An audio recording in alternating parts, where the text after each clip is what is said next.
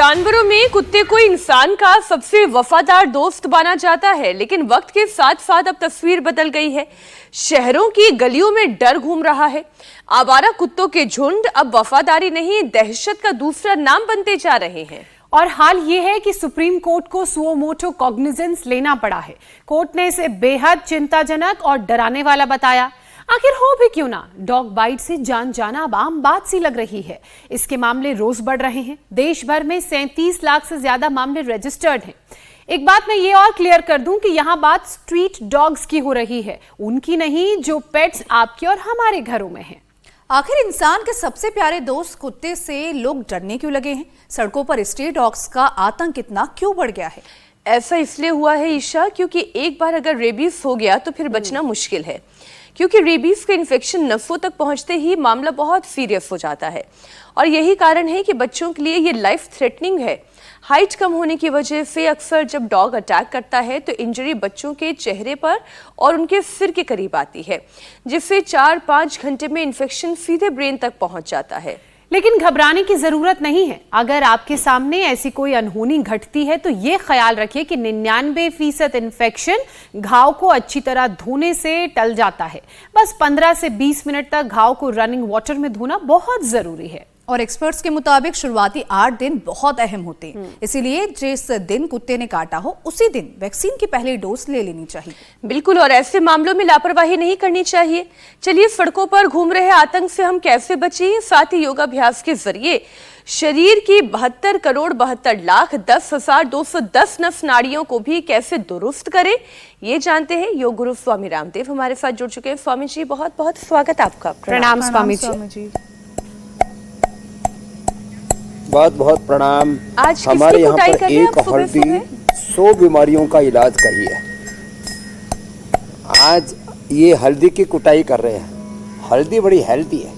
जहाँ पर भी शरीर में कहीं घाव हो जाए तो इसकी कुटाई कर लो, और कुटाई करके इसको ऐसे तो बहुत अच्छी हल्दी, वैसे मिलावटी हल्दी बहुत मिलती है, इसलिए हमने फ्रेश कूटने की बात की। हल्दी को गर्म पानी में डाल करके या एलोवेरा के जेल में मिला करके और उससे जब सफाई कर देते हैं तो जो आप बात कर रहे थे, चाहे कुत्ते ने काटा हो, बंदर के काटने से रेबीज होता है। तो कुत्ता और बंदर से सबसे ज़्यादा, और इनका आतंक पूरे देश में मचा हुआ है, और उनसे एक तो बचाव ज़रूरी है, और उसके बाद जैसे आपने कहा उसका वैक्सीनेशन बहुत ज़रूरी होता है। जो पालतू कुत्ते उनको तो वैक्सीन लगा देते हैं तो उनमें तो पागलपन आता नहीं है। बहुत गर्मी के अंदर कुत्ते कई बार पागल हो जाते हैं। जब कुत्ता अपनी पूंछ नीचे दबाए हुए हो, उसके मुंह में कई बार झाग भी देखने को मिलते हैं, और कई बार साइलेंट भी होता है कि उसके अंदर एक दौर आता है जब वो पागल होता है कुत्ता, उस समय उसमें रेबीज होने की 100% संभावना रहती है। इसलिए बहुत लोगों को, अभी तो पिछले दिनों एक नेशनल लेवल का खिलाड़ी था बुलंदशहर का, कबड्डी का, उसने एक कुत्ते को बचाने के लिए चेष्टा की। कुत्ते को तो बचा दिया उन्होंने, हाँ, उसका कबड्डी का प्लेयर था, और उसको जैसे उसने बचाया कीचड़ से, गंदे नाली से, उसने हल्का सा उसके हाथ में काट लिया, उसने ऐसे धो दिया, और 3 महीने बाद वो रेबीज ऐसे हुआ कि वो इतना महान खिलाड़ी कबड्डी का, इतना ताकतवर था, जिसको कभी कोई घाव चोट को गिनता ही नहीं, तो कुछ उसकी मृत्यु हो गई। इसलिए ये बहुत डरावना है। धोना आदि तो ठीक है, लेकिन जैसे ही कुत्ता काट ले या बंदर काट ले, तुरंत इंजेक्शन लगाना जरूरी माने जरूरी है ही है। इसमें कोई कोताही ना बरतें। इसमें पहलवानी दिखाने की जरूरत नहीं है। जैसे मैंने कहा, बड़े बड़े पहलवान ढह गए इसमें। आप ठीक कह रहे हैं स्वामी जी, कोई कोताही ना रखे। इसलिए आज हमने हल्दी की कुटाई की। आपने जैसे केस का यहाँ जिक्र किया, हो सके, ऐसे मल्टीपल केसेस आए हैं। सड़क पर आवारा घूम रहे कुत्तों का प्रकोप बहुत बढ़ गया है। 2024 के यानी बीते साल की मैं बात करूं तो 37 लाख से ज्यादा मामले केवल डॉग बाइट के रजिस्टर किए गए हैं। 37 लाख, सोचिए जरा क्या नंबर है। हाल ही में सुप्रीम कोर्ट ने भी इस पर संज्ञान लिया। रेबीज इन्फेक्शन से जान जा रही है। माना जाता है कि वायरस एक बार अगर नसों में आ गया तो मामला बहुत सीरियस हो जाता है। स्वामी जी, आपके पास कभी रेबीज इन्फेक्टेड पेशेंट्स आए हैं जिन्हें कुत्ते ने काटा हो, कितने समय के अंदर अंदर रेबीज का खतरा हो जाता है, और अगर कुत्ता कुत्ते काट ले तो और फिर तुरंत आपने कहा बंदर। तो वैक्सीन करानी चाहिए। ये कौन देखो, सी और गलती नहीं करनी चाहिए? वो तो बिल्कुल भी नहीं करनी चाहिए। और देखो, मैं तो इसको पिछले 35 सालों से देख रहा हूँ।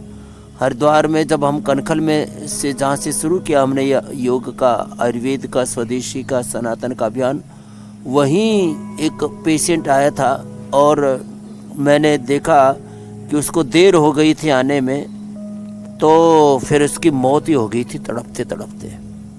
और ये कई बार जो है तुरंत उसके लक्षण नहीं आते, जिसकी इम्यूनिटी अच्छी होती है, लेकिन रेबीज का एक बार अंदर ये जो चला गया ना असर, फिर वो 3 महीने बाद भी उभर करके आ सकता है। किसी को थोड़ा और भी समय लग सकता है, लेकिन एक बार ये पागल कुत्ते ने काट लिया तो कुत्ते और बंदर से ये सबसे ज़्यादा इसका इन्फेक्शन फैलता है। इसलिए हमने ये हल्दी वाला जो प्रयोग बताया आज, इस प्रयोग को तो करना ही करना है, लेकिन इस प्रयोग के साथ साथ ये वैक्सीन वाला जो प्रयोग है और उससे बचाव बहुत ज़रूरी है। और कई बार तो ऐसे ही राह चलते काट लेते, क्या करें, बंदर ऐसे ही आप कहीं पर रास्ते से गुजर रहे हैं अथवा जंगल में कहीं आप घूमने गए, वहाँ काट लिया। तो इसमें तो कोई कोताही ना बरतें, किसी भी तरह से कोई कंप्रोमाइज़ करने की ज़रूरत नहीं। कुछ आयुर्वेद के नाम पर ट्रायल करते रहते हैं, तो बाकी ये सब सामान्य रूप से ठीक है, लेकिन कुछ मामलों के अंदर हमें किसी भी तरह से कोई कोताही नहीं बरतनी चाहिए। रेबीज इसमें एक है, इससे जान जाने का, और वो भी तड़पते बिलखते, बहुत दर्दनाक मौत होती है, ये खतरनाक है।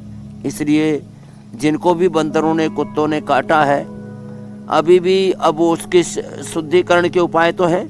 थोड़ा गोधन अर्क पिए, नीम की गोली खाएं, कायकल्प लें, ये सब करे, शंख प्रक्षालन करें, ये सब लेकिन वैक्सीनेशन के बाद तुरंत शुरू कर दे। लेकिन स्वामी जी, लेकिन कई बार मन में ये सवाल आता है, हम लोगों ने विज्ञान के क्षेत्र में इतनी प्रगति कर ली है, लेकिन अभी तक रेबीज का इलाज इतना मुश्किल क्यों है?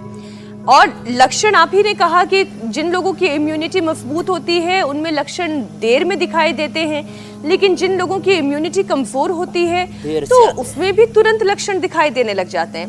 तो इम्यूनिटी से तो कनेक्शन है, लेकिन रेबीज जैसी ऐसी बीमारी, और कई लोगों के मन में ये सवाल भी आता है स्वामी जी कि क्या हर कुत्ते से रेबीज होने का खतरा रहता है? ये कैसे पता चले कोई कुत्ता संक्रमित है या नहीं है? हर कुत्ते से नहीं होता जी। तो जैसे मैंने कहा, जब कुत्ते के मुंह में झाग जैसे होते हैं, कुत्ता गर्दन झुकाए हुए, पूंछ नीचे झुकाए हुए और एक अजीब सी स्थिति में रहता है, वो खुद भी एक पागलपन जैसी स्थिति में दिखता है, लेकिन ये सब कौन पहचान करे? अचानक काट कर कुत्ता भाग गया। अब उसको उस समय, वो जब कुत्ता पागल होता है तब उस से रेबीज होता है, और बंदर भी कई बार पागल हो जाता है। अब वो, लेकिन अब उस बंदर तो ऐसे इतना चंचल होता है, उसका पता लगाना मुश्किल है कि जी। कुत्ता तो फिर भी शांत रहता है। तो ये सब चीज़ों के फेर में नहीं पड़ना चाहिए। जैसे ही कुत्ता काटे और बंदर काटे, रेबीज की इंजेक्शन लगा लो। उसके थोड़े बहुत टॉक्सिक इफेक्ट भी होते हैं वैक्सीन के, तो वो आपके गोधन अर्क पीने से, नीम की गोली खाने से, कायकल्प पोटी खाने से, कायकल्प का क्वाथ पीने से, तो इसके जो सामान्य साइड इफेक्ट कॉम्प्लिकेशंस होते हैं उससे तो आप बच जाएंगे। लेकिन यदि रेबीज हो गया तो फिर बहुत ही दर्दनाक, खौफनाक मौत होती है। इसलिए इसमें कोई कंप्रोमाइज ना करें और किसी भी तरह से बहादुरी भी ना दिखाएं। बिल्कुल बिल्कुल, आप ठीक कह रहे हैं इसमें शाणपद दिखाने की, ज्यादा ज्ञानी होने की जरूरत नहीं है।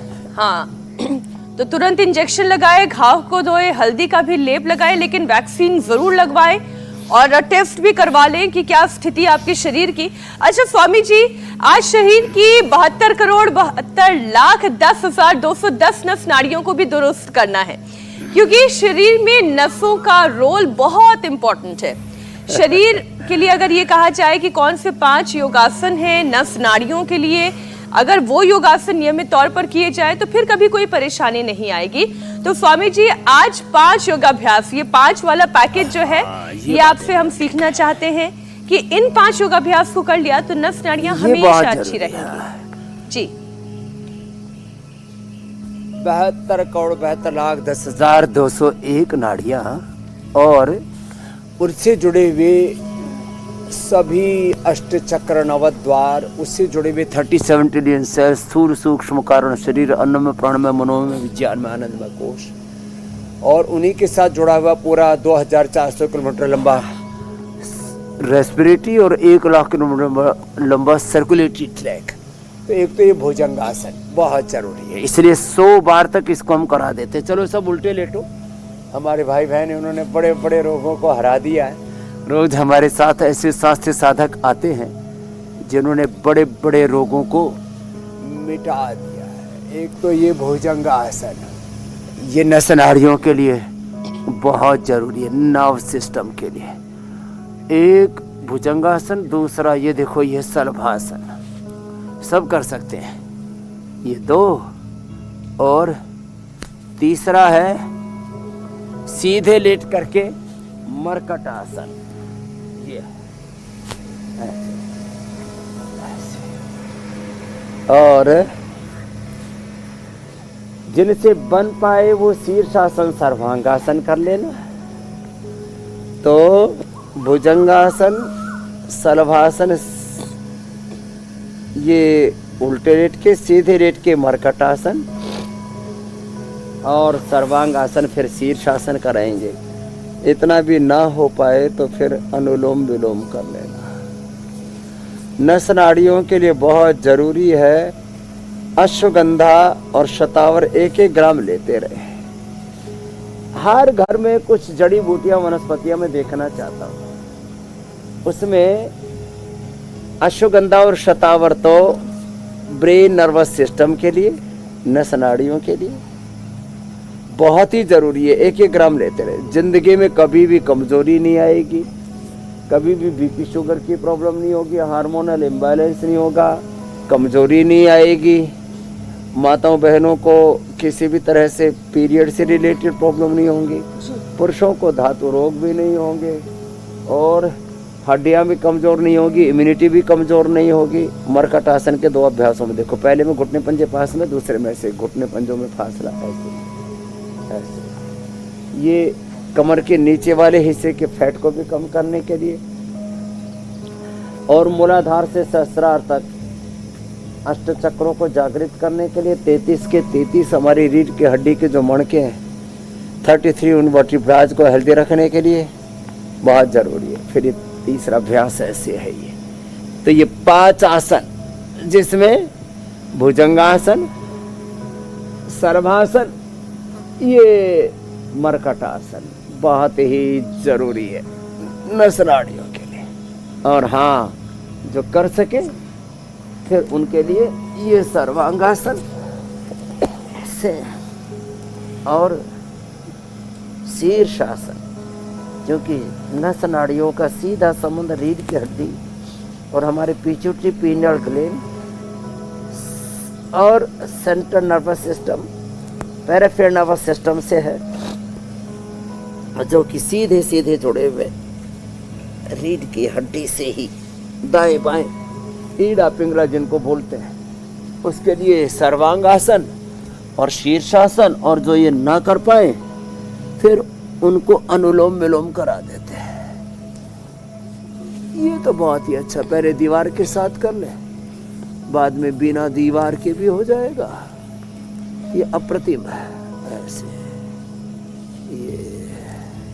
स्वामी जी देखिए, नस नाड़ियों को कैसे मजबूत करना है उसके लिए तो आपने 5 आसनों का पैकेज बता दिया, जिसमें शीर्ष आसन है, सर्वांग आसन है, भुजंग आसन है, मरकट आसन है। लेकिन Swami ji, workout, physical activity जो लोग नहीं करते हैं, होता क्या है, सबसे पहले असर उनकी मांसपेशियों और जैसा कि अभी आपने भी बताया नसों पर नजर आता है। स्वामी जी, एक जगह मैं देख रही थी, लोगों के नेचर के हिसाब से एक्सरसाइज को एक्सपर्ट्स अब कस्टमाइज कर रहे हैं, उस तरीके से बताने लगे हैं। जैसे जो लोग मिलनसार हैं वो ग्रुप में हाई एनर्जी वर्कआउट कर सकते हैं, HIIT कर सकते हैं। जो जल्दी काम से घबराने वाले हैं, डरने लगते हैं, वो अकेले होने वाली हल्की जो एक्सरसाइजेज हैं, व्यायाम है, वो कर सकते हैं। जिनका स्वभाव शांत है उनके लिए लंबे वक्त तक हल्की एक्सरसाइज सही है, ऐसा एक्सपर्ट्स का कहना है। इसके अलावा जो बहुत डिसिप्लिन्ड हैं वो हेल्थ बेनिफिट्स के हिसाब से योग और एक्सरसाइज कर सकते हैं, जिसमें स्ट्रेंथ ट्रेनिंग भी शामिल है। स्वामी जी, कुछ ज़्यादा ही सहूलियत नहीं है, ये मामला तो मोटिवेशन का है और उसके लिए क्या करने की ज़रूरत है। और साथ ही मोटिवेशन तो कुछ दिनों तक गाड़ी को आगे बढ़ाएगा, डिसिप्लिन होना बहुत ज़रूरी है ताकि ये जो कंसिस्टेंसी हमें लाइफ में चाहिए वर्कआउट के लिहाज से, बेहतर व्यक्ति बनने के लिहाज से, उसके लिए क्या क्या करने की ज़रूरत है। देखो ये क्या है मेरी बहन, ये ना पूरा एक धंधा हो गया है, एक्सरसाइज भी ना एक बहुत बड़ा प्रोफेशन हो गया है। तो इसमें लोग ये जो कस्टमाइज एक्सरसाइज है या वर्कआउट है, इसमें ना बहुत लोगों के आर्थिक हित जुड़े होते हैं। इसलिए जो कस्टमाइज एक्सरसाइज है, पर्सनलाइज एक्सरसाइज है, ये सब देखो सब मनुष्यों की मूल प्रकृति, जो मूल पंच महाभूत हैं, मूल चेतना, मूल आत्मा है, स्थूल सूक्ष्म कारण शरीर है, अन्नमय प्राणमय मनोमय विज्ञान अन्नमय कोश है। तो सब का पूरा शरीर का ताना बाना तो एक ही जैसा है ना, इसलिए उसमें बस 5-7 तरह का पैकेज बहुत है जो हम रोज़ बताते हैं। बाकी तो देखो ये पहले अनपढ़ लोगों को बहकाते थे लोग, अब पढ़े लिखे लोगों का एक बहुत बड़ा झुंड है, लिटरेट इडियट्स का। उनको आप कैसे भी आप बहका लो। तो देखो हम तो एक और ये 2 और एक ये ऐसे, और फिर देखो ये वर्कआउट में दंड बैठक रोज़ बताते ही है, एक ये, और इससे पहले हम बैठक तो कर ही रहे थे, एक दंड एक बैठक। और जो इतना भी न कर पाए ना, तो सूर्य नमस्कार तो सबके लिए सर्वांगीण स्वास्थ्य के। तो यद्यपि कस्टमाइज एक्सरसाइज का मैं कोई विरोधी नहीं हूँ, विशेष रूप से अपने शरीर को विशेष आकार प्रकार देने के लिए, बॉडी को शेप देने के लिए जो अलग अलग तरह के एक्सरसाइज हैं, वो खाली हार्डवेयर के स्तर पर है, एलिवेशन के स्तर पर, सॉफ्टवेयर के स्तर पर, सिस्टम के स्तर पर एक जैसा सबका सिस्टम है। इसलिए सूर्य नमस्कार कर लें, इससे हार्डवेयर सॉफ्टवेयर हमारे सारे सिम्टम, सिस्टम, स्ट्रक्चर और करेक्टर सब करेक्ट हो जाएंगे। तो ये सूर्य नमस्कार बेस्ट है पूरे शरीर को, इसलिए इसकी बड़ी महिमा है। सर्वांगीण एक्सरसाइज इसको कहा जाता है, सबके लिए धीरे धीरे हो जाएगा।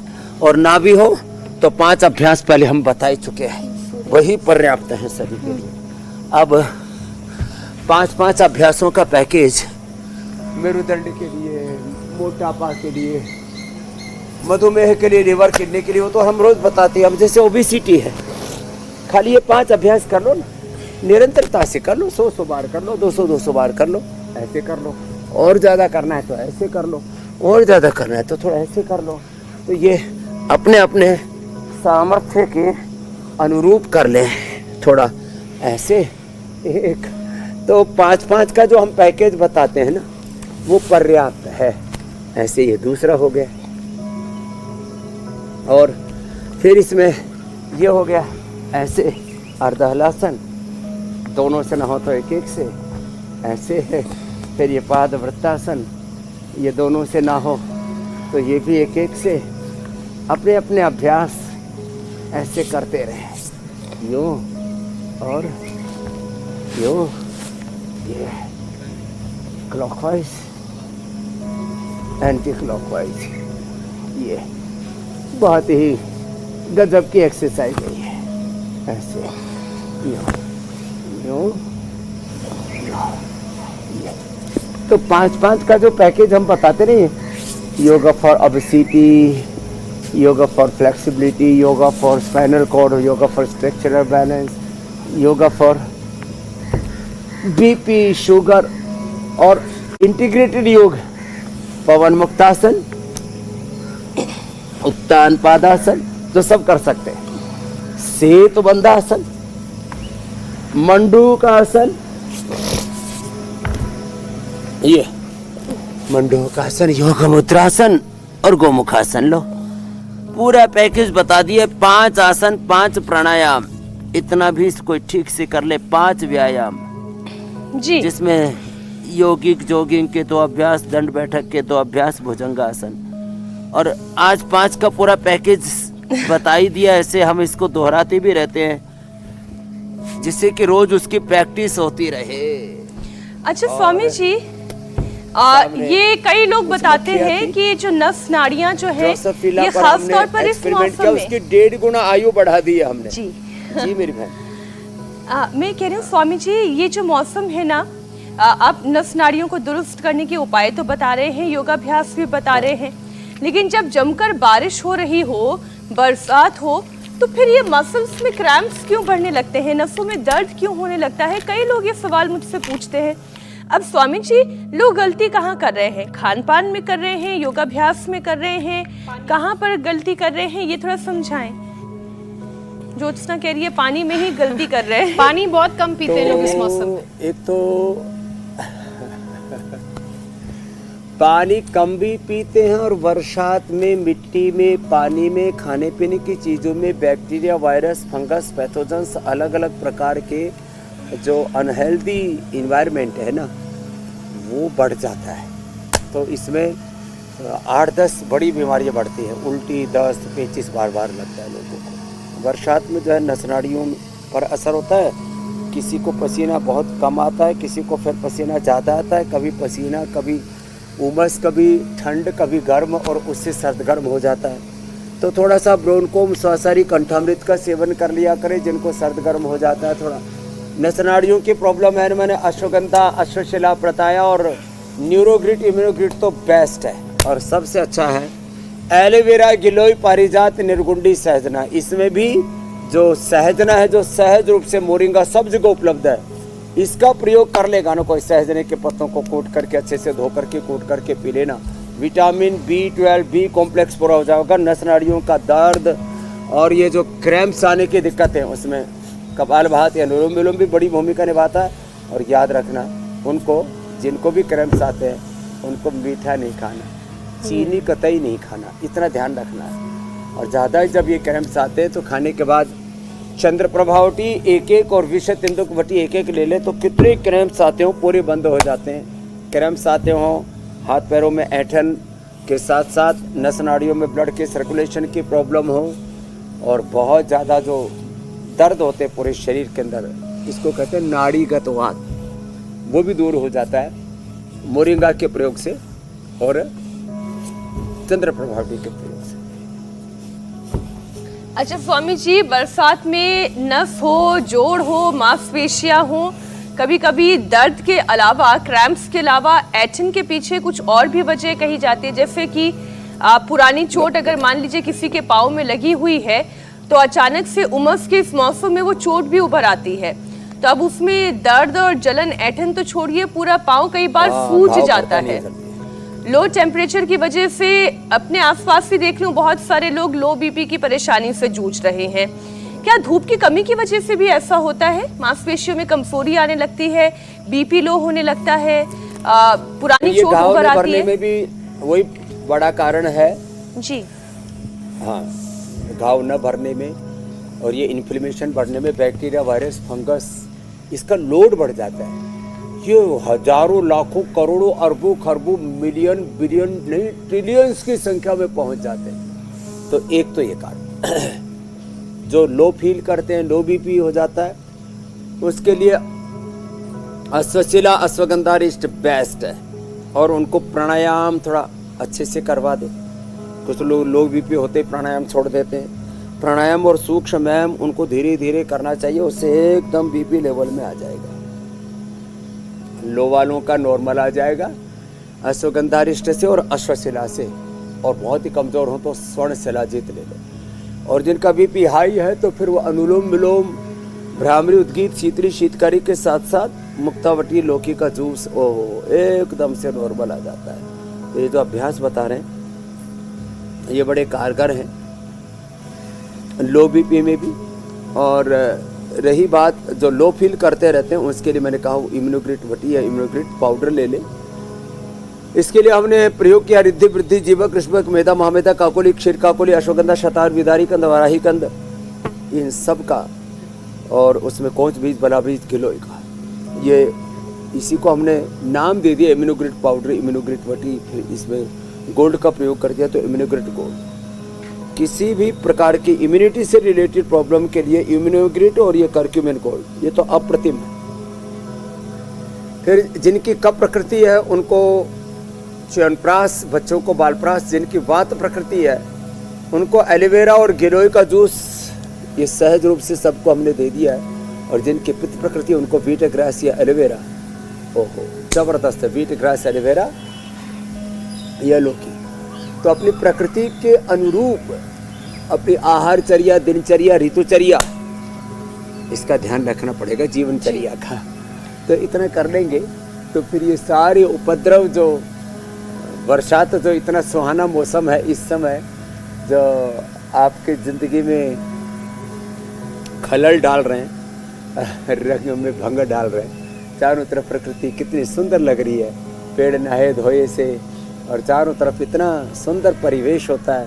और ऐसे में भी जो लोग दुखी रहते हैं, अब उनका सारा दुख दर्द हम इससे दूर कर दे रहे हैं, जो उपाय बता रहे हैं। बिल्कुल ठीक कहा स्वामी जी आपने। अपने दुख दर्द दूर करने हैं तो अपनी प्रकृति को समझना होगा, अपने आप को समझना होगा कि बायोलॉजिकल एनर्जीज कौन सी इस वक्त ज़्यादा एक्टिवेटेड हैं, क्या खाना है क्या नहीं खाना है।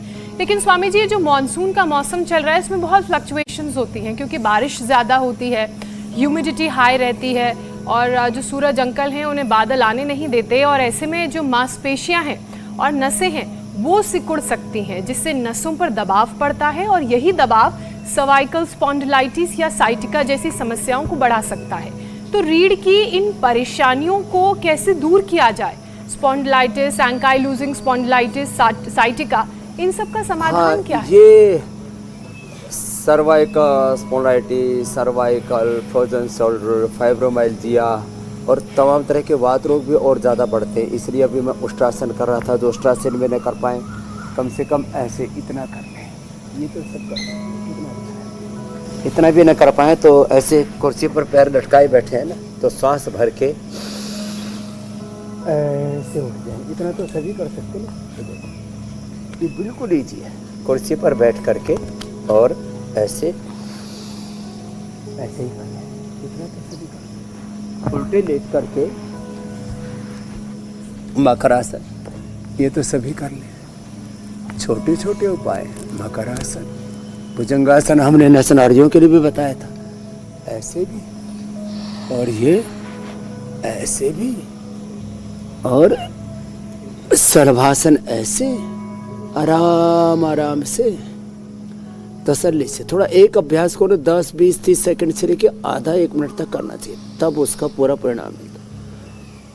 कुछ लोग बहुत जल्दबाजी में होते हैं ना, योग में धीरज से तो करना ही पड़ेगा, और जब धीरज से करेंगे ना तो पूरा परिणाम मिलेगा।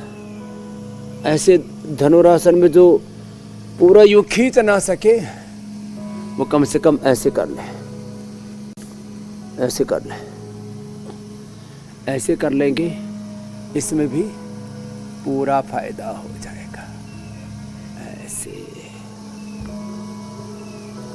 तो ये अभ्यास बहुत ही महत्वपूर्ण है। ऐसे और जो है फिर मंडूकासन तो रोज की दिनचर्या में हमने सम्मिलित ही कर दिया है। अब तो हमारे सब भाई बहन कम से कम मंडूकासन, पवन मुक्तासन, भुजंगासन, बरकटासन, इसको तो रोज की दिनचर्या में करने ही लग गए। वार्म अप के लिए थोड़ा ताड़ासन, तिर्यक ताड़ासन, कटचक्रासन, योगिक जोगिंग, सूर्य नमस्कार। और बैठ करके ये दो अभ्यास, ये तो बड़े अप्रतिम है। ऐसे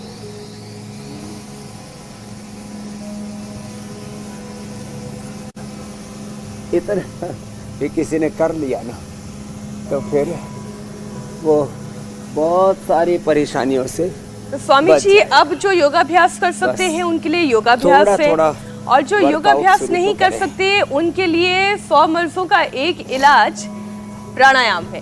तो स्वामी जी प्राणायाम में कौन कौन से प्राणायाम कितनी देर करें जिससे नस नाड़ियां मजबूत रहें?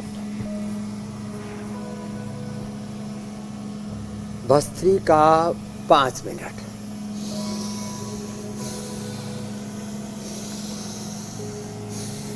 इतना तो सभी कर सकते हैं। कपालभाति 5 से 10 मिनट,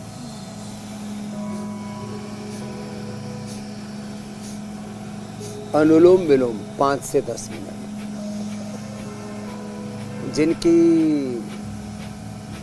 कफ प्रकृति है वो सूर्य भेदी बाएं से बार बार लेना, दाएं से बार बार लेना, बाएं से छोड़ना। ये सूर्य भेदी, दाएं से लेना, बाएं से छोड़ना। ये सूर्य भेदी कफ प्रकृति वालों के लिए, वात प्रकृति वालों के लिए, जिनको नस नाड़ियों की दिक्कत होती है, और जिनकी पित्त प्रकृति है, बीपी बढ़ा हुआ है, मन बेचैन अशांत रहता है, उनके लिए चंद्र भेदी। बाएं से लेना, दाएं से छोड़ना।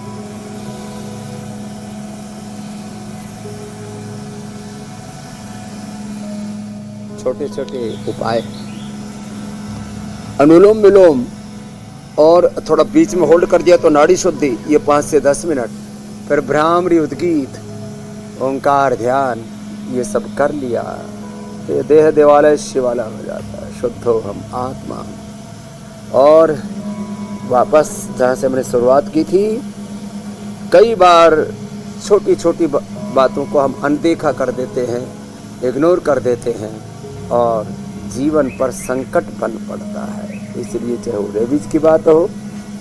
दूसरी बात एक और कहता हूँ, कई बार कोलेस्ट्रॉल को ही अनदेखा करते हैं, पता लगा अचानक ब्रेन स्ट्रोक, हार्ट अटैक हो, किसी को किसी भी प्रकार का, खास करके कोरोना और अलग अलग प्रकार की वैक्सीन जिन्होंने ली हुई है, उनके भी ब्रेन क्लॉट्स और हार्ट के अंदर ब्लॉकेज होने की संभावना है। इसलिए अर्जुन की छाल, दालचीनी, रोज प्राणायाम या लहसुन का प्रयोग, ऐसे छोटे छोटे उपाय जरूर कर लिया करें। जिन्होंने भी वैक्सीनेशन कराया, गोधन अर्क और थोड़ा सा जो है उसके अंदर हनी मिला करके अथवा अर्जुन के छाल, दालचीनी का प्रयोग अवश्य करें।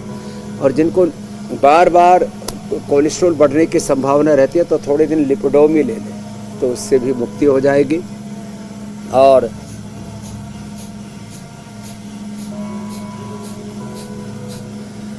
अपनी इम्यूनिटी को अच्छा बनाने के लिए रोज प्राणायाम और इम्यूनोग्रिट, इसका सेवन अवश्य कर लिया करें। और जितना हो सके back to basic, back to nature, natural चीज़ों की ओर लौटें। घी, दूध, दही, छाछ, नेचुरल ऑयल और मिलेट्स, इसका इस्तेमाल किया करें। अब स्वामी जी सुबह नस नाड़ियों फल की ताकत और के लिए तो हमने 2 बार आपसे से ज़्यादा योगाभ्यास, भोजन ना करें। प्राणायाम और खान पान में क्या बदलना है, क्या क्या लेना है, उसकी तो सलाह ले ली। लेकिन अब बारी आती है उन प्रश्नों की जो रोजाना दर्शक हमें भेजते हैं और आपसे उनका हल जानना चाहते हैं। तो पहला सवाल ले लेते हैं। पन्ना से सूर्य प्रकाश द्विवेदी ये पूछ रहे हैं अपनी पत्नी के लिए। उनकी पत्नी की उम्र 48 साल है, हाई बीपी की परेशानी है और बीपी भी इतना हाई हो जाता है कि फिर चक्कर आने लगता है। तो इन्हें क्या उपाय करना चाहिए?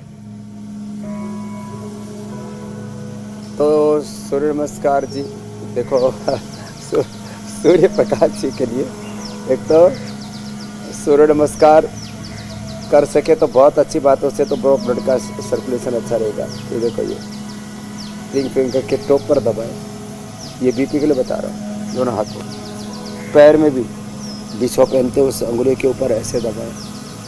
मुक्तावटी या बीपी की लौकी के जूस से ले लो, पहले ही दिन से बीपी नॉर्मल। अनुलोम विलोम, भ्रामरी, उद्गीत के साथ शीतली शीतकारी, ये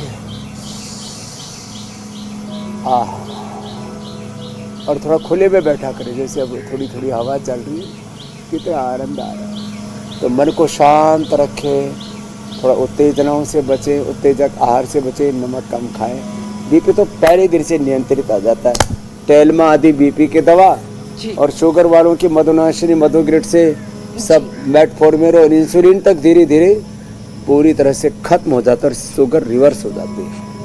स्वामी जी, प्रश्न आप ले लीजिए। अब अगला सवाल सहारनपुर से नरेश कुमार का है। पिछले 1 साल से पित्त की परेशानी इन्हें है। एसिड बढ़ने से चेस्ट पेन और कानों में दर्द होता है, तो क्या समाधान करें? एसिडिटी के लिए सबसे बेस्ट तो है लौकी का जूस, वीटग्रास और एलोवेरा और अभी पत्ती करचूर्ण 100 ग्राम 10 ग्राम मुक्ता शक्ति मिला करके ले ले, एकदम एसिडिटी कंट्रोल हो जाती है। शीशम पीपल बेल के पत्तों का रस पीने से भी एसिडिटी नॉर्मल होती है। सुबह सुबह अनार खाने से या एप्पल खाने से भी, किसी को खट्टा एप्पल हो तो उसको बस थोड़ा सा स्टीम करके ले लें।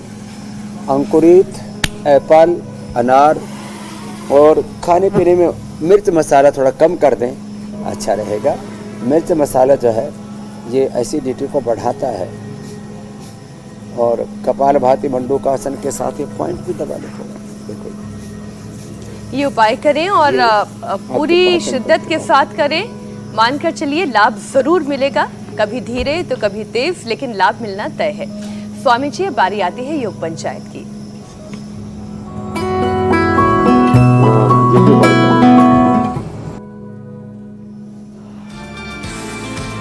हैदराबाद तेलंगाना से पहला वीडियो और दूसरा वीडियो जम्मू से आया है। पुणे महाराष्ट्र से हर बार की तरह वीडियो जरूर आया है। जबलपुर मध्य प्रदेश में भी योग पंचायत लगी, तो औरैया उत्तर प्रदेश में भी लोगों ने खूब भरपूर मेहनत की। बेस्ट वीडियो का समय आ गया है स्वामी जी। बंसीलाल टांक है मंदसौर मध्य प्रदेश से। अरे जबरदस्त योग का वीडियो भेजा है इन्होंने। देख के ऐसा लग रहा है चेलों से आगे गुरुजी हैं। हाँ, उम्र भी इनकी ठीक ठाक है। बाल सफेद है लेकिन हड्डियां जवान है। जवान।